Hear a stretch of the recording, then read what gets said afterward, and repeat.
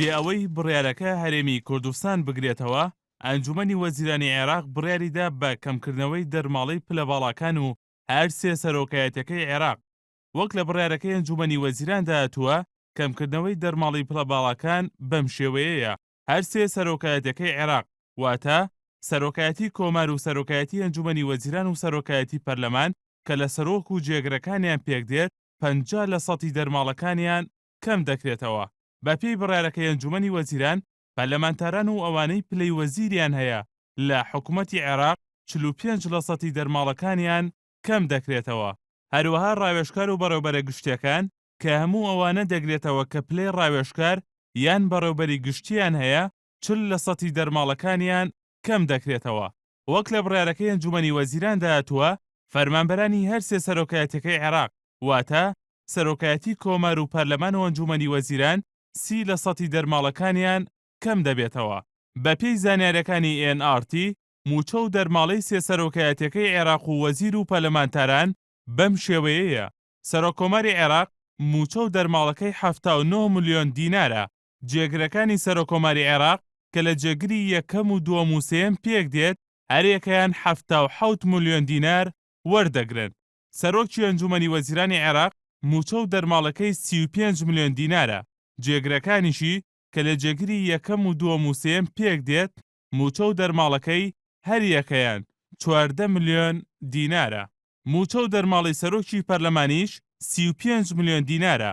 جێگرەکانیشی کە لە دوو جێگر پێک دێت، هەریەکەیان 14 ملیۆن دینار وەردەگرن.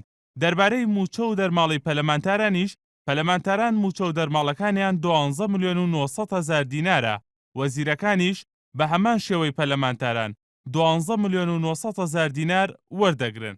دەرباز محەممەد وەزیری کۆچ و کۆچبەرانی عێراق بە NRT ڕاگەیاند بڕیارەکە لە مانگی داهاتووە دەچێتە بواری جێبەجێکردنەوە و هەرێمی کوردستانیش ناگرێتەوە. وەزیری کۆچ و کۆچبەرانی عێراق کە لە کۆبنەوەکەدا بەشدار بوو، وتیشی ئامانجی سەرەکی بڕیارەکە بۆ کەمکردنەوەی جیاوازی موچە و هاوسەنگیە لە نێوان موچە باڵەکان و فەرمانبەرانی ئاسایی حکوومەت. پێش بڕیارەکەی ئەنجومەنی وەزیران چەند جارێک هاوڵاتیان ناڕەزایەتیان دەربڕیەوە و عەلی سیستانی مەرجەعی باڵای شیعەکانی عێراق داوای کەمکردنەوەی موچەی سێ سەرۆکایەتیەکەی عێراق و پلە باڵەکانی کردبوو.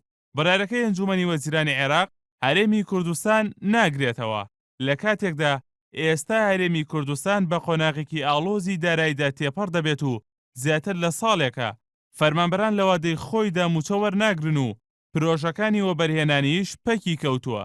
بەپێی یاسای ژمارە 13 ساڵی 2010، موچەی مانگانەی سەرۆکی هەرێم 15 ملیۆن دینارە و دەرماڵەکەشی نیوەی موچەکەیەتی کە دەکاتە 7 ملیۆن و 500 هەزار دینار. هەر بەپێی یاسای موچە و دەرماڵی سەرۆکی هەرێم و جێگرەکەی، موچەی جێگری سەرۆکی هەرێم بڕی 13 ملیۆن دینارە و دەرماڵەکەشی نیوەی موچەکەیەتی کە دەکاتە 6 ملیۆن و 500 هەزار دینار. لە هەرێمی کوردستان جگە لە سەرۆکایەتی هەرێم کە بەپێی یاسا موچە و دەرماڵەکانی ڕێکخراوە، هیچ یەکێک لە سەرۆکایەتی پەرلەمان و سەرۆکایەتی حکوومەت و هەروەها ڕاوێژکار و پلە باڵەکان موچە و دەرماڵەکانیان بەپێی یاسا ڕێک نەخراوە. موچە و دەرماڵی سەرۆکی پەرلەمانی کوردستان زیاتر لە 10 ملیۆن دینارە. هەروەها سەرۆکی حکوومەتیش 11 ملیۆن دینار. هەر وەزیرێکیش زیاتر لە 8 ملیۆن دینار موچە و دەرماڵەکەیەتی. هەروەها موچە و دەرماڵی پەرلەمانتارانی کوردستانیش زیاتر لە 8 ملیۆن دینارە. هەموو ئەو ژمارانەی لەم ڕاپۆرتەدا ئاماژەیان پێکراوە تەنها ئەو موچە و دەرماڵەیەیە کە دیاری کراوە. بەڵام لەگەڵ ئەوەشدا دەستەی سەرۆکایەتیەکان لە بەغدا و هەرێمیش نەسرەی تایبەتیان هەیە کە ئامادە نین ئاشکرای بکەن. ئەمە جگە لە خەرجەکانی دیکەیان کە بەنزینی ئۆتۆمبیل و کارتی مۆبایل و گەشت و سەردان و چەندین خەرجی دیکەیان هەیە.